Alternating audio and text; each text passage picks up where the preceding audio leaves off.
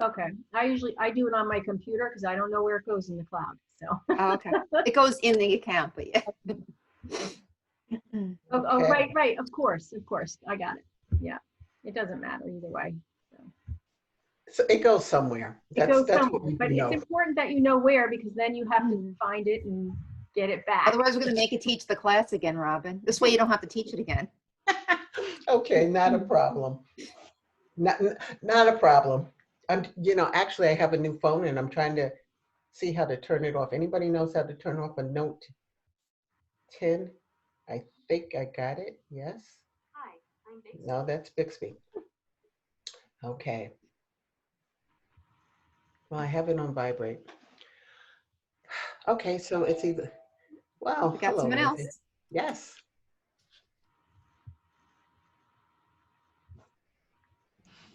So I know that we start on time, as we always do. Hi, I'm Robin White, for those who don't know me, but I think everyone here does know me.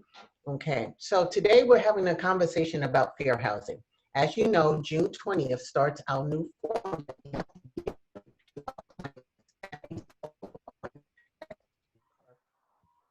that is to our buyers, to our sellers, to our tenants, to our landlords. I wanted to just start it out with a little bit of fair housing and what it means in America to be fair housing.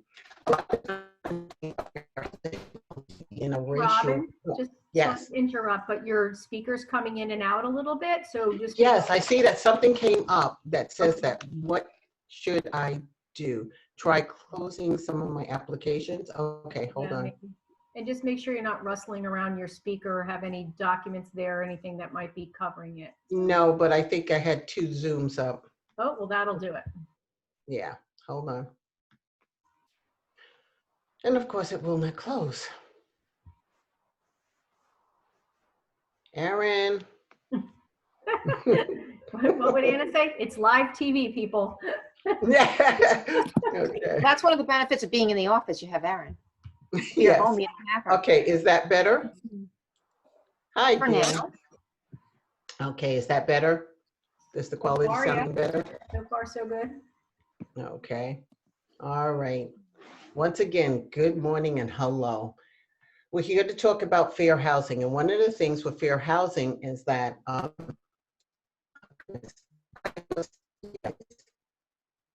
you still hear me?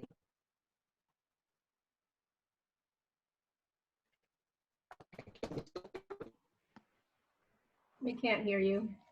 You can't hear me. What is Now I can. happening? Yeah. Now you can? Okay. Yeah, as soon as you start teaching, then you go, we lose you.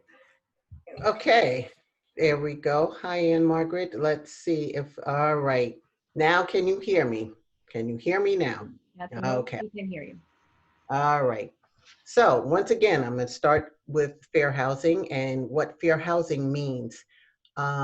Fair housing here in America, we have several acts that have happened. The Civil Rights Act of 1964 really started to focus on fair housing. Fair housing is for everyone. You cannot imagine what it is to feel like you cannot live where you want to live. And we as realtors are the forefront of that. I'm just going to give a small example of what that feels like. When my husband and I were looking for our first home, and we were driving around the neighborhood, and my daughter says to me, "Oh, Mommy, I love this here. Can we live here?" And because I knew the type of neighborhood it was, I had to explain to my daughter at 8 years old, "No, sweetie, we cannot live here." It is very difficult for a parent to even try to explain to an 8-year-old who has no concept that she's different. Okay, and that's what fair housing comes into. There's a difference, whether it's racial, whether it's a female with a family, a single mom, whether it's somebody with disabilities, whether it's any of the protected classes. And here in New York State, we have 14 protected classes. We're more restrictive in the exclusions, and we're more restrictive in who that we leave out. Okay, so just so that you know, age is one. Of course, we know age. We also know that we cannot discriminate against marital status. But do you know that we also in New York State cannot discriminate against domestic violence victims. Okay, that is one of our protected classes. We cannot discriminate against military status, gender identity or expression, sexual orientation, national orientation, of course, race, creed, color, disability, and it's lawful source of income or familiar status. What is lawful sources of income? That's to protection for people who receive housing assistance. So when you have a landlord who tells you that he does not want to accept Section 8, okay, that's considered discrimination. That's considered against our fair housing laws. All right. It is very, very important that we as realtors have that conversation and be able to have that conversation. One of the things that they've asked us to do, and everybody, thank you, Lori, thank you, Irene, thank you, everybody who downloaded, okay, all the documents that we need. One of the first documents that you need and need to carry with you, okay, is your, which is a document, is this one. Okay, this is the Fair Housing Notice. All right, I'm gonna start with this one before the disclosure, because the Fair Housing Notice, and like I said, you can find it in .loop, you can find it in DocuSign. That's something that you need to carry with you in your car, because whether you're doing an open house, whether you are sometimes in a house, and I'm sure that we've all have done this, where you are on a property with a client, but yet somebody else comes up. And we, being the realtors that we are, we like to take advantage. Do you have a realtor is the question. They say no. Well, we have to let them know right there that they have the notice of fair housing. Okay, because you want to explain to them that of course you cannot handle them right now, but you want to let them know that they have the ability to see and come to this home and that you would get to them. The other thing is the disclosure form. I know that many of us have trouble sometimes going through disclosure forms, but just imagine that you're handing this 2-page fair housing and anti-discrimination disclosure form to a client. If you don't go through it with them, what do you think that might say? What do you think that might say to someone? Okay, why are you giving me this form? We have to understand how to have the conversation to let people know that as realtors, we support diversity. We support fair housing for all, no matter who they are. So one of the things that I would like to encourage you is please read the form. Do not be like the state disclosure form where you just hand it and you can't explain it. Okay, you have to explain this form. You have to explain why you're asking your client, whether it's a buyer, a seller, a tenant, or a landlord, okay, whether it's commercial or land, why you have to give them this form. Any questions on that? Okay, I am watching the chat if you have questions. If not, I will definitely unmute you if there's any questions. If I could just add to that, the fair housing notice does need to be prominently displayed at every listing and every open house. So every listing, if there's a showing, it's got to be prominently displayed and at open houses. Yes. Okay. So Lori, in other words, what you're saying is that if I'm going to show a house, all right, I need to have that fair housing notice on my person, correct? If you have a buyer, you have to have it. You don't have to show it to them. They should have already signed the anti-discrimination disclosure, because that happens at first substantive contact along with your agency. But if someone was to ask to see the notice, you need to be able to produce it. Okay, so that means as an agent, I need to carry that with me at all times, correct? Yeah, correct. Okay, all right. Now, going back to the New York State Housing and Anti-Discrimination Form, you said at first substantive, conversation. So that means that if I'm on a telephone call and I'm setting an appointment with a buyer or seller, I have to disclose to them not only my New York State disclosure of agency, I have to disclose this form also, correct? Yes. So how do we do that? How do we send this over virtually and then be able to explain this to a client? First of all, once again, I'm going to encourage and I'm going to ask that you read it, because it very specifically says in the second paragraph what we can do and what we cannot do, what is considered discrimination. We have to be careful in our conversation. We say things very haphazardly. We say things that we might not think is discriminatory, but remember, for someone to consider that they have been discriminated against, it's on you to prove that you did not. So your speech and how you describe this form is very, very important to you. All right. So in reading that, it says you cannot discriminate against any protected characteristic when negotiating sale, rental, or lease, including representing that a property is not available when it's available. Coming soon. Someone could take that as you're not going to show it. Now, we know that it's not on the market yet because our seller is doing whatever they have to do to get their house. But when you have a coming soon, you have to be able to explain to your client, okay, it's not available right now. It'll be available next Wednesday, and I will show it to you. But again, if that person perceives that's discriminatory, it's on you to prove that it is not. So please learn how to be able to have that conversation. Negotiate discriminatory terms of sale, rental, or lease, such as stating a different price because of race or any of the protected classes. I am sure that no one at Keller Williams would ever do that. Correct?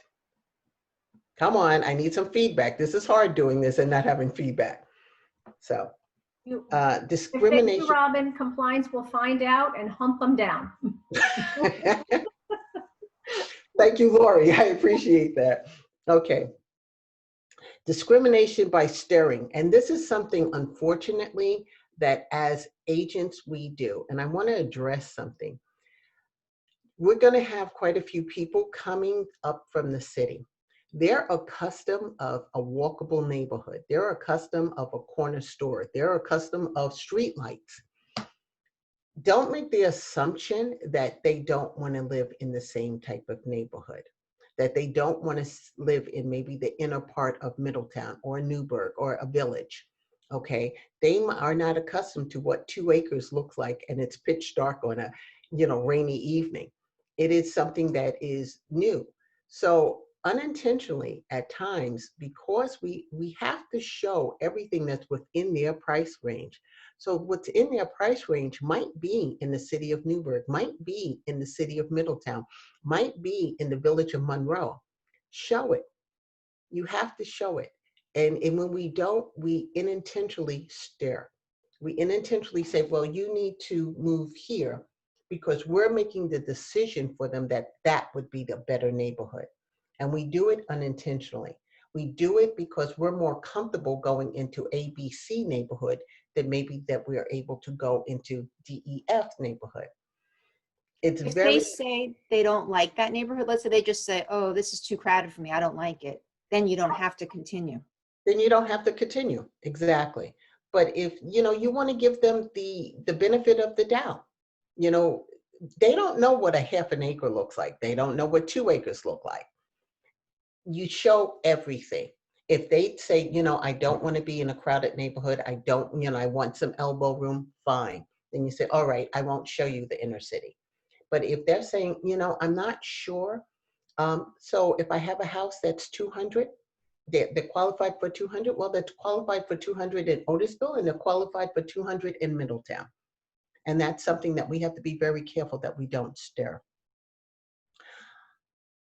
As an agent and just on my own, I have not seen any block busting up here, but I have experienced it in the city where you have people who are just saying, who's going to move in? I'm also an Orange County Human Rights Commissioner, and we're seeing block busting actually in Monroe. Okay, I'm going to call it out. There are agents who tell sellers, if you don't list with me, I'm not going to find a buyer for you. If you don't, if you're not with us, okay, or I'm going to bring a certain type of buyer. Be very, very careful. Be extremely careful. There are testers out, okay? And block busting is horrendous. It changes the nature of a neighborhood. It changes so much, and it's not fair. And it's not fair to scare someone into selling their home because of their own fears. And that's what you're doing. So I'm going to be very direct with it. And if there's any questions about it, please feel free to ask me. The other thing is with discrimination is pressuring a client. You really should live here. You really should buy this house. Again, sometimes we do that in not intentionally, but because we're thinking it's the best for them. But the bottom line is your client is the one who makes the decision on where they live, how much they can afford, okay, and what they want to buy. And we have to be very careful that we don't cross over that line because, once again, it's a perceived discrimination. HUD says that if I perceive that I have been discriminated against, I have 3 years in which to file, okay? And it's on the onus of the agent to prove that they did not discriminate. So along with that, I'm going to tell you, especially in this time, keep very careful notes. When you are showing everything that you have pulled for your client, keep it, okay? Have a record that you showed 5 houses in $200,000 range and you have each of the 5 houses, all right? Also, when you're dealing with another agent and they tell you, well, there's an accepted offer, make sure that there's no opportunity to show it for a backup. If you lose your buyer and they go back after that house through the other agent, once again, perceived discrimination. We're living in such a time that perception is everything, and you want to protect yourself. That's a $50,000 fine if you are caught in discrimination. Plus, it could be the loss of your license, your livelihood. So understand that this fair housing form that you have to do is something that, just consider it just like agency. It's just as important. On the disclosure form, it's very simple. The form was provided by me, Robin White. You have to print your name, okay, and our real estate company. So understand that if you come into violation of the fair housing laws, you are also putting Keller Williams, Hudson Valley United, Keller Williams, Hudson, Valley, Keller Williams North in danger, because there is no errors or omissions for discrimination on fair housing. You will not be covered. Am I correct on that, Lori? I don't think that, we have no coverage with errors and omission on discrimination. Yeah, no, it's all or nothing, right? Either you did or you didn't. So Exactly. yeah. Okay. And whatever form that you get, when you give this form, you also have to make sure that you give it to every one of your clients. In other words, just because you might know Uncle Sam who is coming, you have to give Uncle Sam. I don't care what the relationship of your client is, whether you know them or you don't. Everyone is responsible of receiving this form, because once again, if you do not, perceive discrimination. Okay. Is there any questions? Anybody? And Margaret, you had a question before. Yes, go ahead. I forget that question, but I did the NYSAR Fair Housing class this week, Mm-hmm. and something interesting that came up that I don't do Okay. is that if you're going to do a buyer consultation Mm-hmm. with your buyers, you should not pick and choose who you do that with. That if that's your policy, it must be every single buyer. Absolutely. And this brings into it because you have some people, that say they don't want to meet, all they want to do is see houses.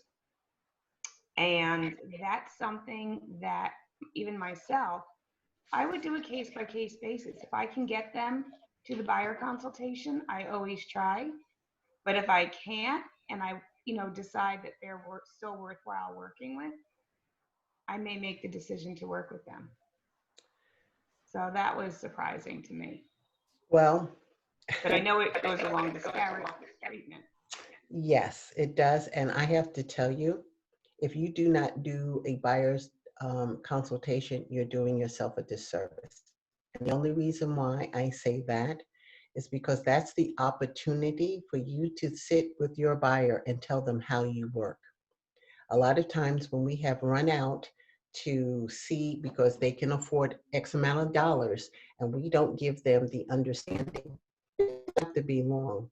Even if you want to do it on the property and say, okay, you don't want to come into my office, but I have to give you a consultation before we start this showing. It's for your benefit, because that way, as you say, you know that you've done it with everyone. I, as a buyer's representative and signing buyer's exclusives, will not go out without doing a buyer's consultation. And the phone, and at this point, we have a Zoom. So there's really no reason why we cannot do a buyer's consultation. Anything So else? if the buyer is resistant, you would let the buyer walk away if I would they are actually, not willing to do the consultation. I have actually referred buyers. I said, you know what? I understand that you really need to get out there. You really want to see this home. I just really need you to know how I do business. And I have some forms that I need you to sign. I really would like to have the opportunity to explain them clearly to you so that you know what you're signing. But if you really feel like that this is a waste of time for you, let me refer you to someone. That's awesome.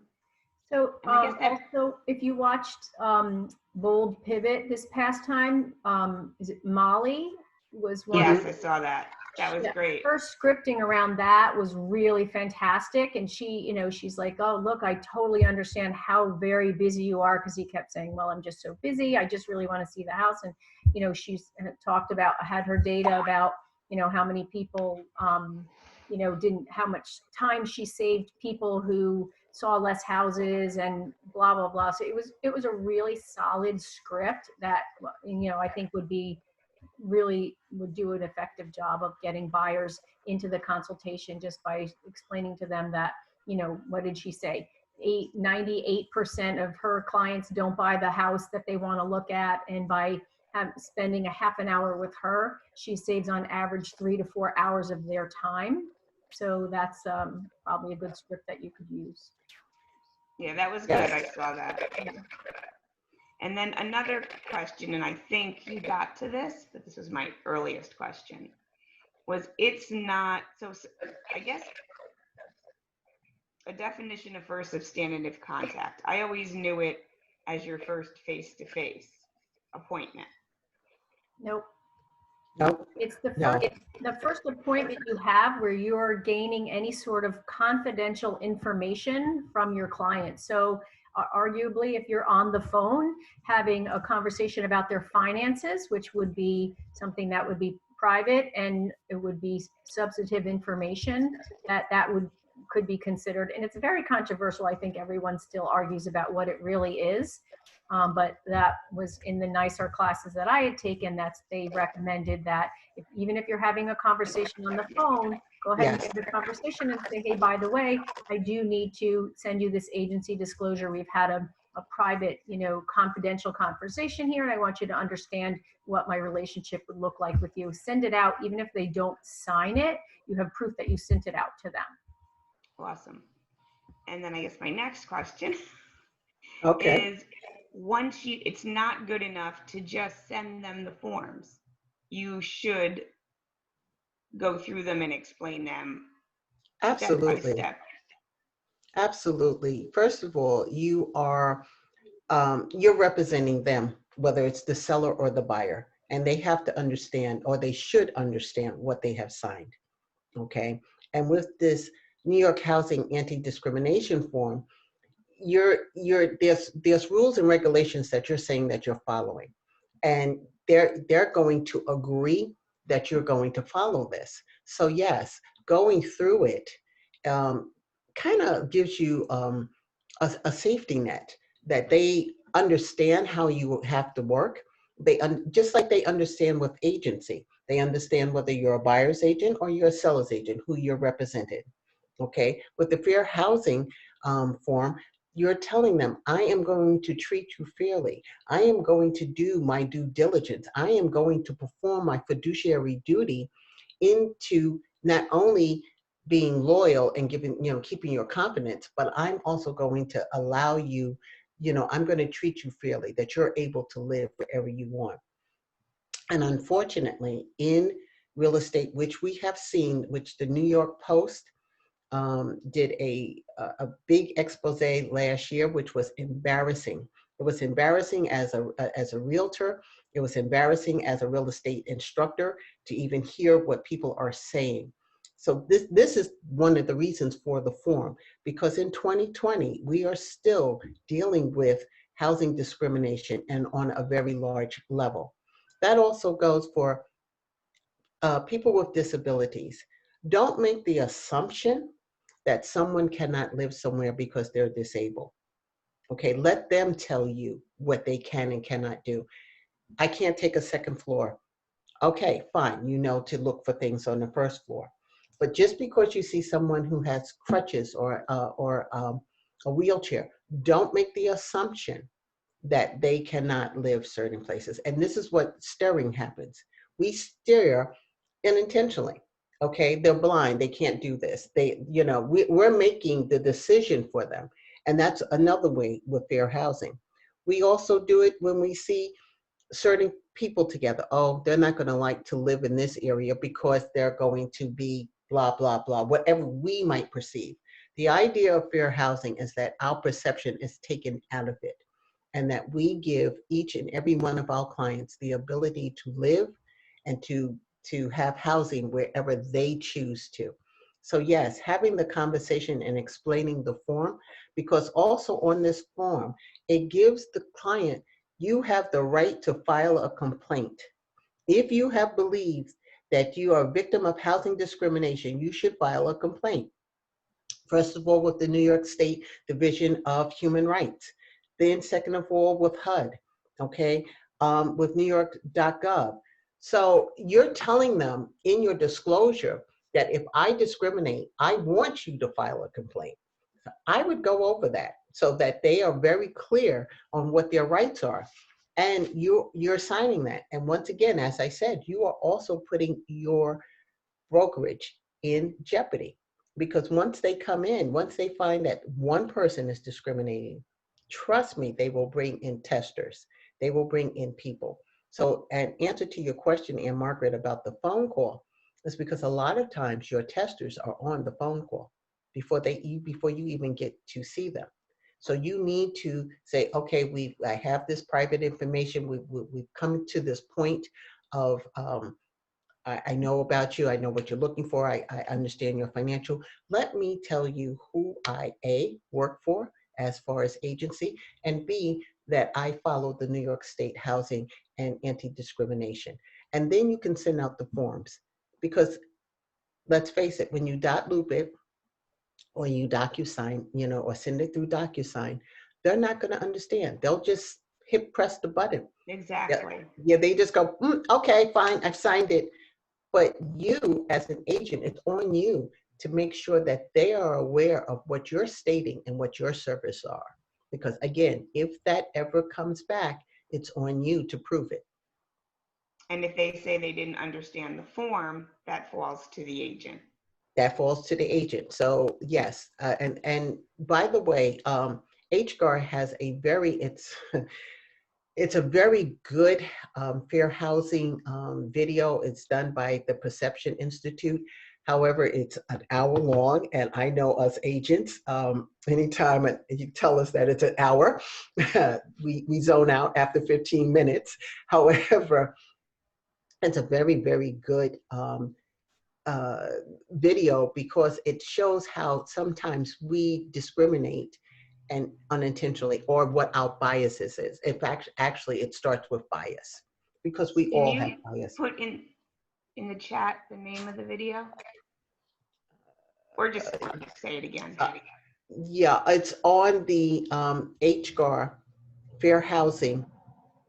Okay, it's I can bias. find it. You can find it. It's kind of buried in there, but it's an hour long, and it's very good, because it's talking about our biases. It's talking about, it gives a couple of oh, did I lose you guys? Never let me No. touch anything. Okay. it talks about how we have bias and that we do it unintentionally. Okay, it shows many things. Again, it's an hour long. So I will say watch it in 15-minute increments, whatever. But it's excellent, and um, it's something that right now we need to have the conversation.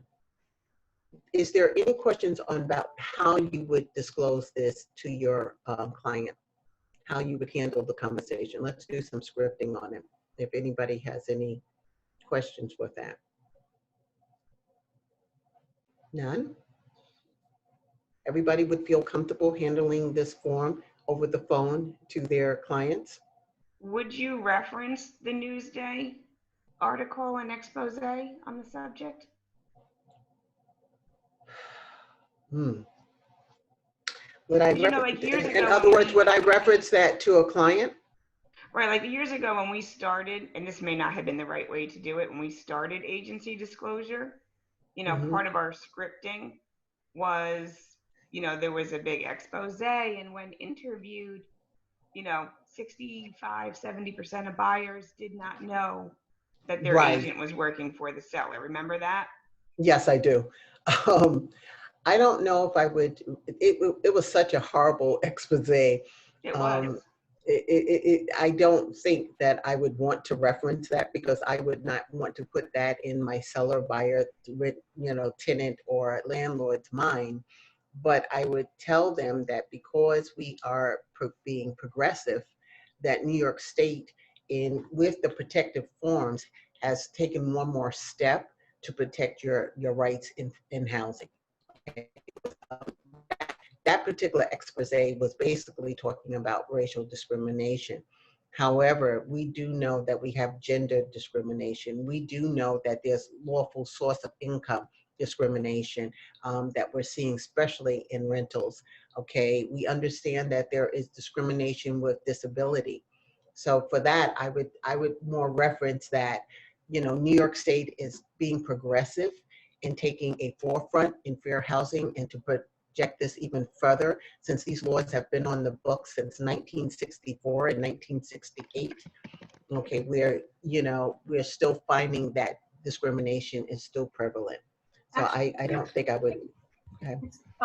It's actually, it surprised me in one of the fair housing classes that I did. It's not racial discrimination. That's the #1 form. It is actually disability. Yes. Yeah, which I was very surprised about that, but that is the #1, and I was it's going to by share. far and above by the others. And I was going to share. Now you have emotional support dogs too, and people don't want a dog, but you got to take the emotional support dog. No, you have to be careful with that. Yeah, they do have to, I'm also manage a building, and on emotional support dogs, they do have to give medical reasoning. But and to you, Lori, one of the most hurtful discriminations I had was for disability. My husband had a stroke, and we found the perfect house. It was close to the hospital, but we were discriminated against because I needed to add a grab bar in the bathroom. I needed to add a railing, and they wouldn't allow me to do it. And I knew it was discrimination. And at the time, when you're going through something like that, you're not willing to fight, and claim for ADA. But yes, discrimination. I have felt a lot of discrimination for disability. And that's I'm telling you, don't make the assumption that just because you see someone who might be disabled, you do not know what their capabilities are. Let them know what their capabilities are. You just show them whatever. I need a 2-bedroom, 2-bath apartment. Fine, until they tell you that they can't go up the stairs or whatever. Don't make that assumption. Okay, and don't make the assumption that the landlord, and this is something else we do, especially as representing the landlord, you cannot discriminate someone with disability to make a reasonable change. In other words, to put a grab bar in a bathroom, to put a ramp, even to ramp something, they do make the agreement that they will change it back, but a landlord is under that onus to be able to do that, to make it accessible. So don't make the assumption that your landlord won't do it, because you are putting your landlord in violation of the discrimination laws. So we have to be very careful and let our landlords know. Got somebody who's coming in here who, reasonably needs to put a grab bar, needs to reasonably put handrails. Okay, they're not asked, they do not have to widen a doorway to get them in, if it's going to be prohibitive. But the reasonable things for people who have disabilities, the landlords are under the onus under the American Disability Act to do it. And that comes under the fair housing laws. Are they required to do it at the landlord's expense or to allow the buyer to make the modification? They're allowed, the buyer can make the modification. Okay, they have to let the buyer or, the tenant, make that modification. Any other questions?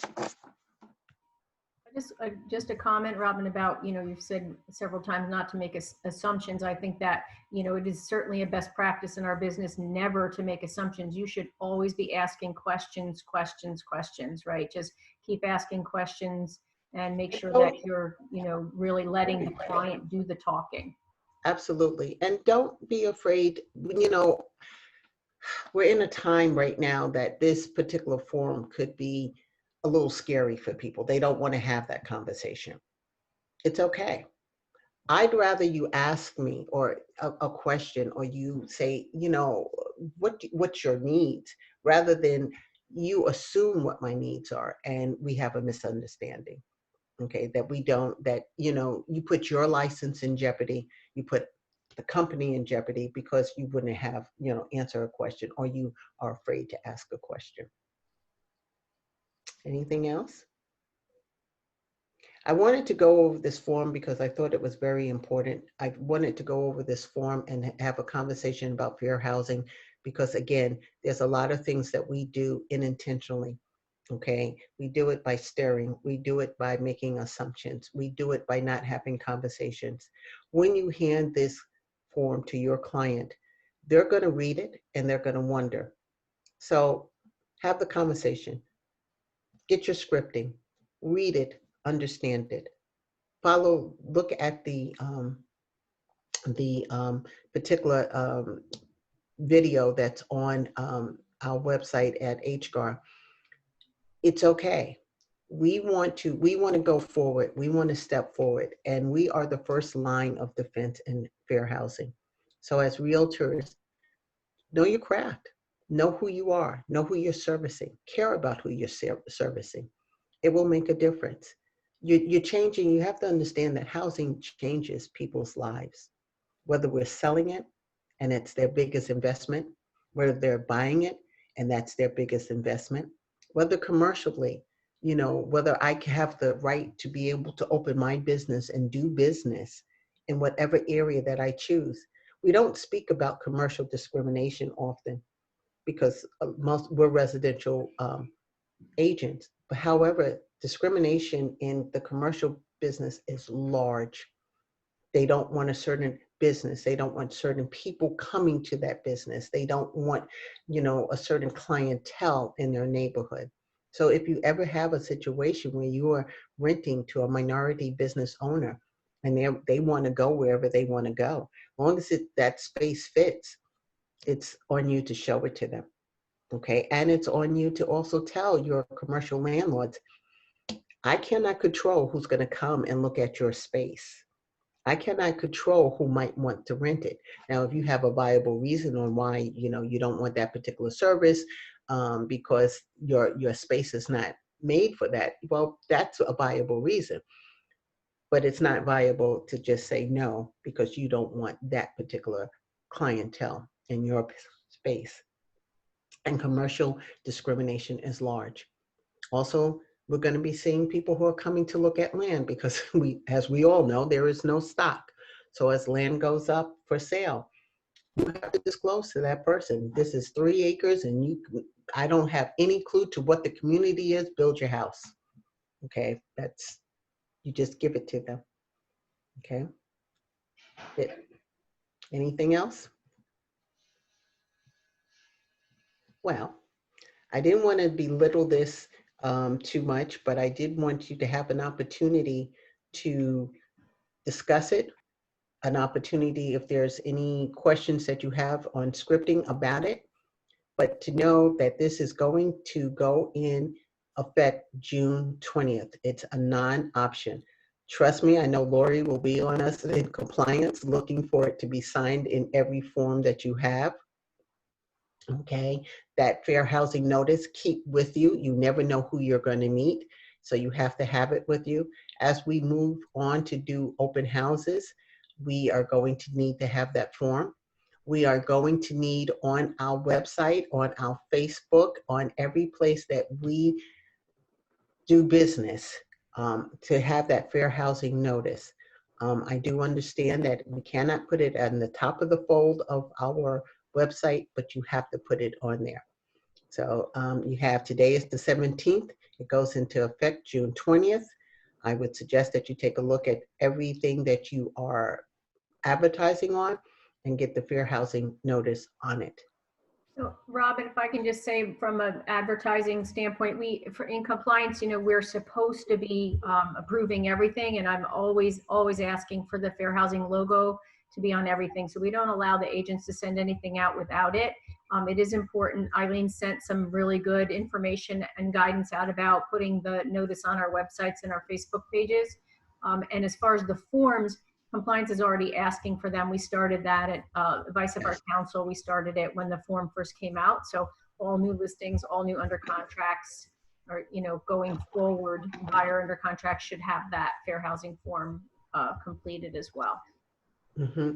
And just to remember that it is that first conversation that you have. Just when you're about to disclose that you are a buyer's agent or a seller's agent, you're also disclosing that the New York Housing Anti-Discrimination disclosure form has to be signed. And it's just part of doing business. This is where we are in 2020. And this is where, hopefully, maybe when my grandchildren grow up, this will not be a form that will have to be signed.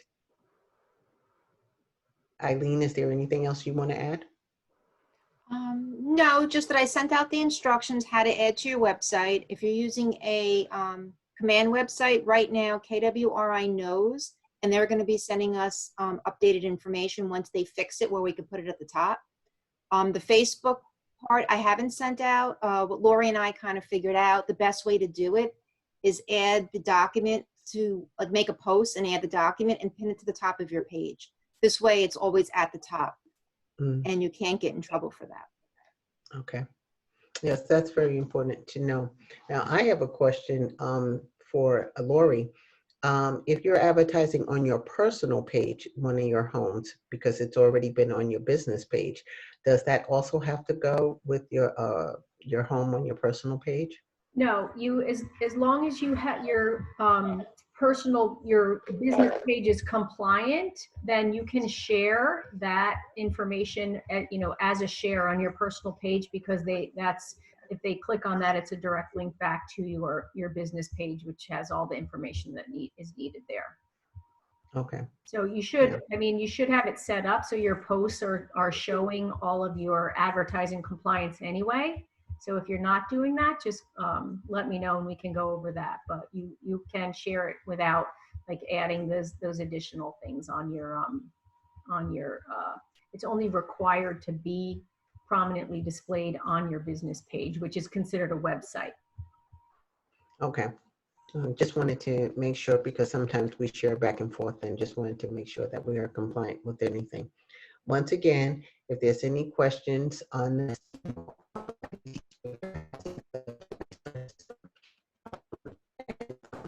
more fair housing classes. But if there's any questions or whatever, please feel free to reach out to me, to Lori, to Irene, to our management, because we are very blessed.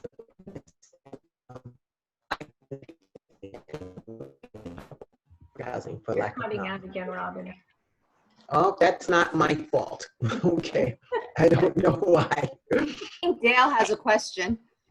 Yes, Dale. Hey, how are you? So I have a situation that I kind of run into more often than not, particularly because of the area that I'm in.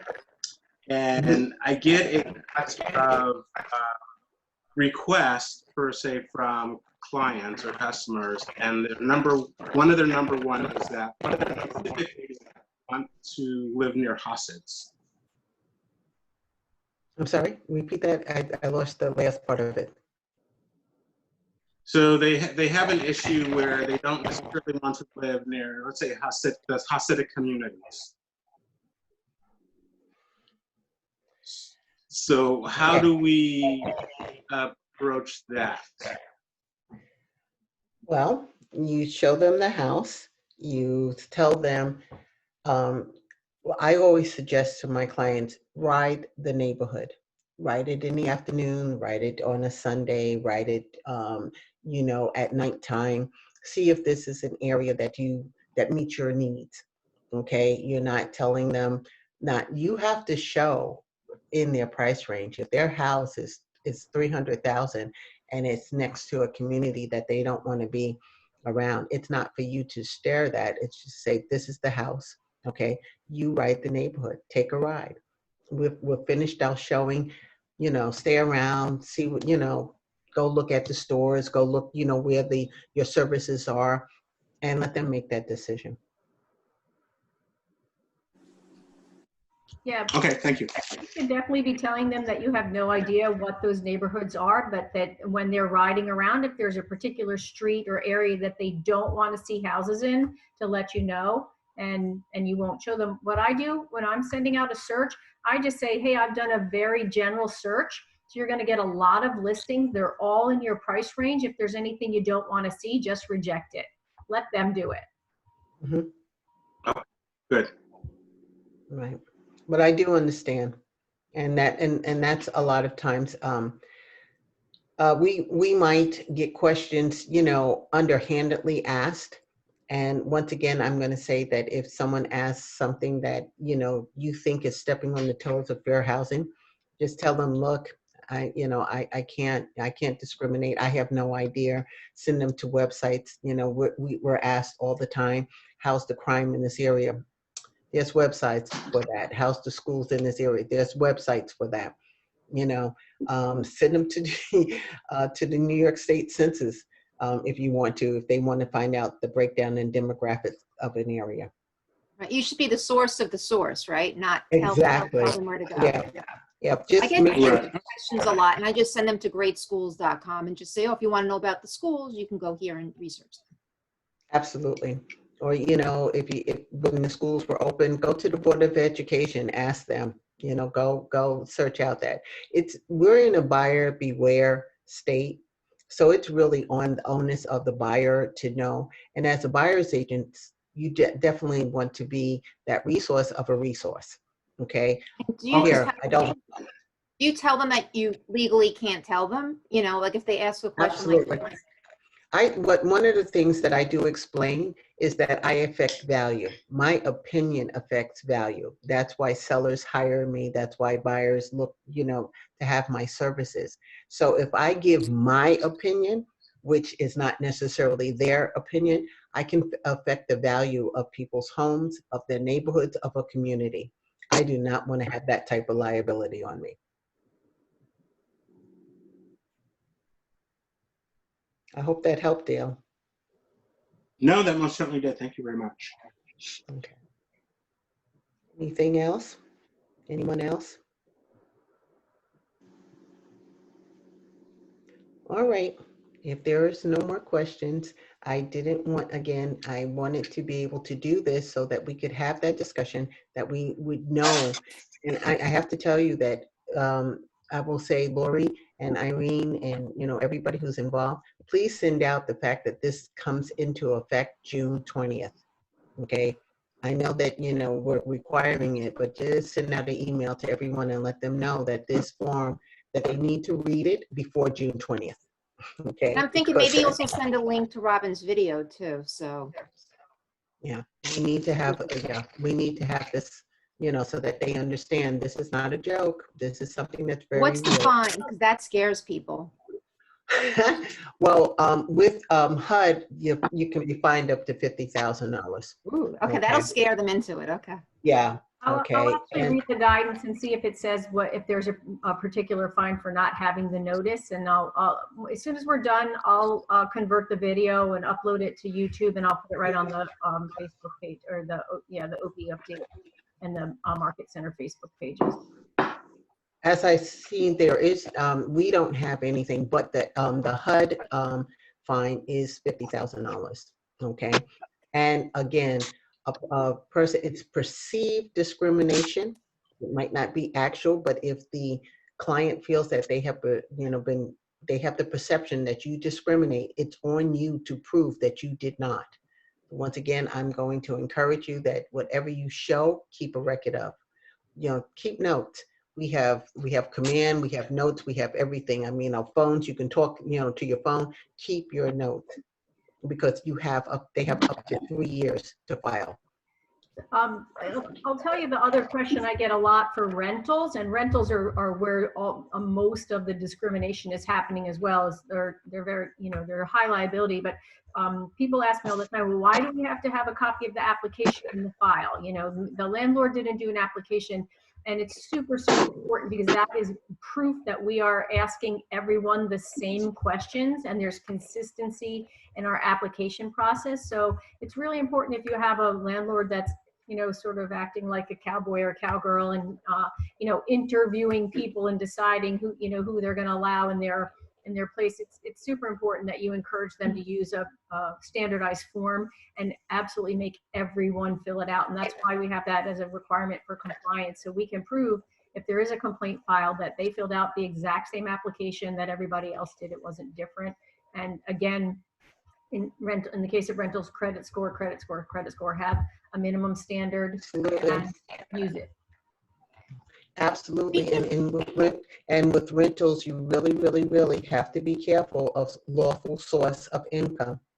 If you have a landlord who will not accept a lawful source of income, that is difficult. Okay, and it's crazy.